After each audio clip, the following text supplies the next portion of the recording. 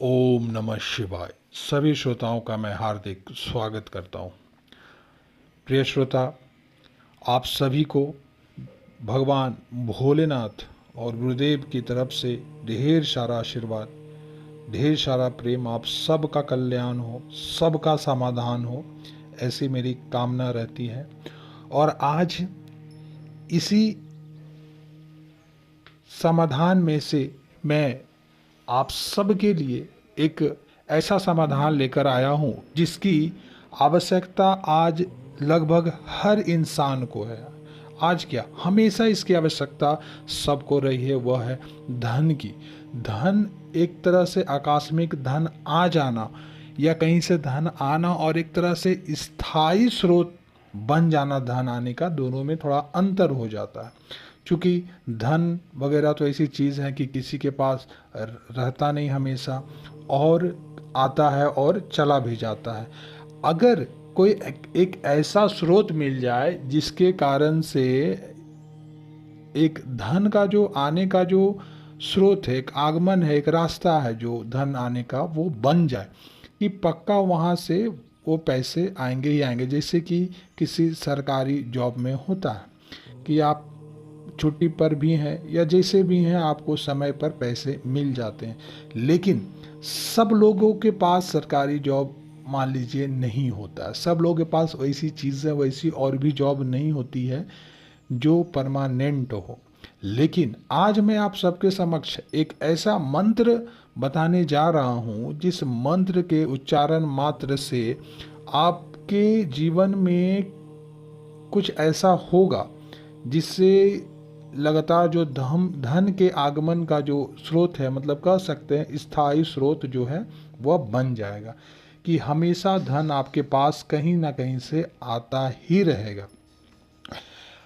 अब कुछ ऐसी मंत्र हैं, कुछ ऐसे ढेर सारे मंत्र हैं, जैसे कि स्थायी स्रोत अगर आप चाहते हैं धन के, तो उसके लिए मंत्र, चाहे आप ऋण से ग्रस्त हैं, चाहे किसी तरह के रोग है या किसी तरह की बाधा है, चाहे कोई भी दुश्मन है उनसे पीछा छुटकारा चाहते हैं, या कोई भी आपकी इच्छा है, चाहे कोई भी आपको व्यापार में किसी तरह की दिक्कतें हैं, किसी कारण से आपका काम नहीं हो पा रहा है, या आप सम्मोहन वगैरह चाहते हैं कि लोग आपसे आकर्षित हो, कोई भी रोग बीमारी आपसे दूर हो जाए, कोई आपका शत्रु ना रहे, या आप चाहते हैं कि आपके घर में कभी लड़ाई झगड़ा ना हो, आप चाहते हो कि आपका भाग्योदय हो, ये सारी चीज़ों के लिए ये सारी चीज़ों के लिए साधनाएं होती हैं।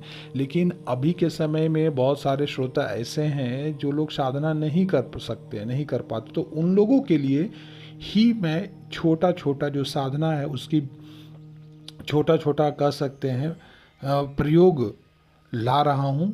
और उसी में से एक प्रयोग यह है जिसमें है कि आपका जो धन के आगमन का जो स्थायी स्रोत है वह आपका बन जाएगा। इस मंत्र और इस जो छोटा सा ये प्रयोग करने से आपके जीवन में, जिनके भी जीवन में ऐसी दिक्कतें हैं कि अस्थाई धन नहीं आ पाता है, उनकी समस्या दूर होंगी। होगा कैसे, यह भी जान लेते हैं। तो होगा क्या कि आपके पास कहीं से पैसे पेड़ से गिरने नहीं लगेंगे।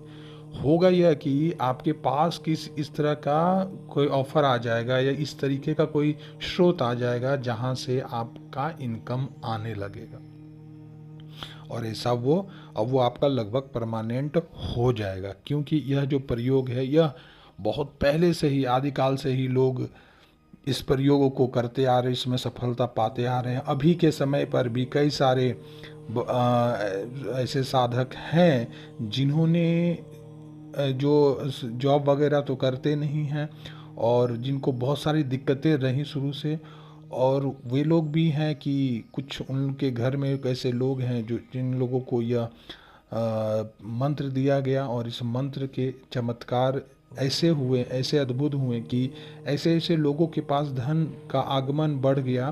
किसी ना कोई ऐसा स्रोत निकल आया जिसके बारे में लोग सोच भी नहीं सकते थे कि ऐसा व्यक्ति भी इतना अच्छा खासा कमा सकता है। और मतलब ऐसे ऐसे लोगों के पास कि क्या बोलते हैं कि कह सकते हैं कि ये पैसों की जो दिक्कतें थी वह पूरी हो गई, और कई लोग हैं अब जो जिन्हें पैसों की दिक्कतें नहीं हो रही है। इसलिए अब इतने चीज़ के बाद ही मैं इस मंत्र को आप सबके समक्ष गुरुदेव की कृपा से रख रहा हूँ, ताकि आप सबका कल्याण हो।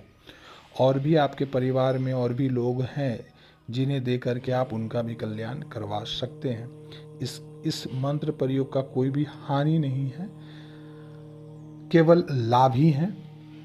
लाभ जैसा कि मैंने बताया कि धन का जो है आगमन का स्थायी स्रोत बन जाएगा। अब देखिए, अब आगे और जानते हैं कि इस प्रयोग को करना कैसे है और वह मंत्र कैसे है।